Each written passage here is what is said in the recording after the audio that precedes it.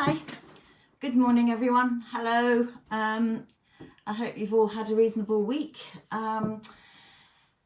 Here we are again on another Sunday, and what another week we've had. I'm talking to lots of people who I know are getting really fed up and feeling this sort of lockdown fatigue and the marathon requirements to keep going.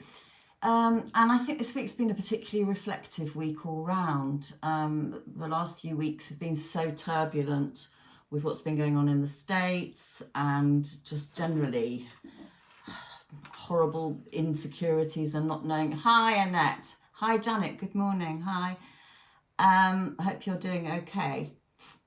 Yes, but this week's felt very introspective, and I don't just mean that on a personal level. We had the horrible news that 100,000 people have now died of coronavirus, and that number is only likely to rise. So we've had that horrible feeling of all of the things that are going on behind closed doors in people's lives that are just tremendously difficult to bear and carry a huge amount of grief and pain.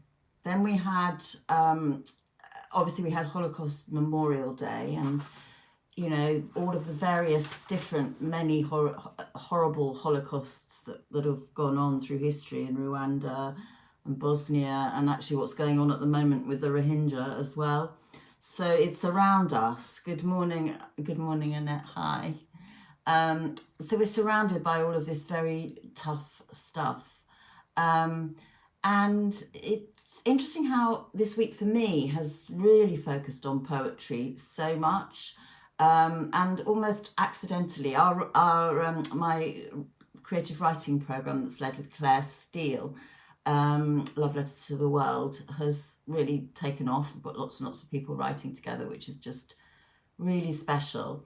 And this week we'd won a micro commission to put together a piece of poetry for an event on Wednesday that was run by BD Giving, which are a local charitable organisation embarking in Dagenham, and it was lovely to have something celebratory to do in the midst of all of this difficult time, and they managed to make the event work really well on Zoom.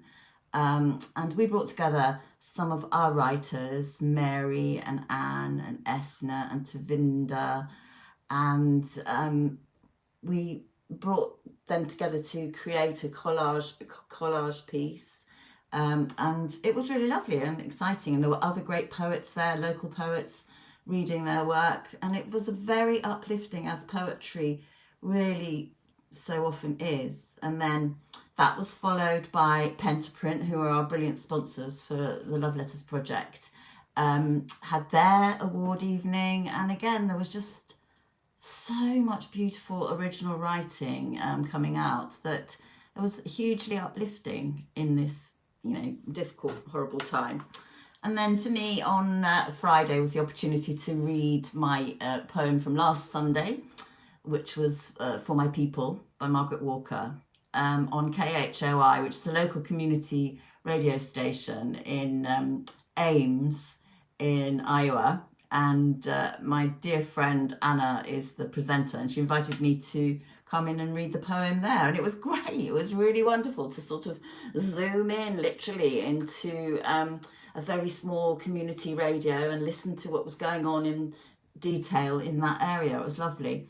So I've been brought back by a message I got from Mary Walsh, one of the Love Letters writers, to say that she just listened again to Mary Oliver's poem Wild Geese, which I've read a couple of times before, but certainly not for at least 6 months. So with that reflective period and thinking about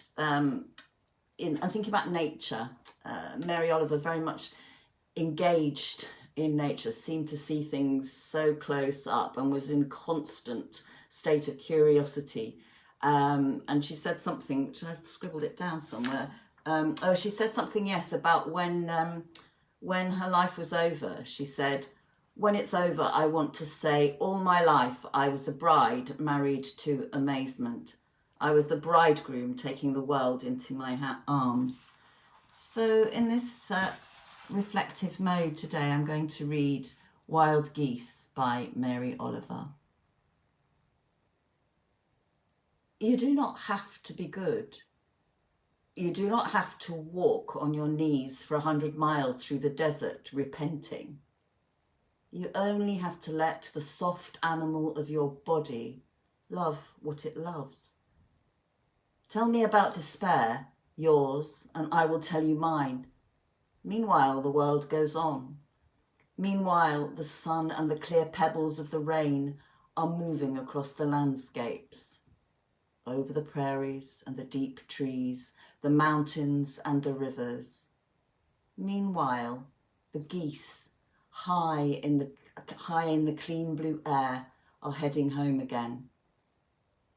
Whoever you are, no matter how lonely, the world offers itself to your imagination, calls to you like the wild geese, harsh and exciting, over and over, announcing your place in the family of things.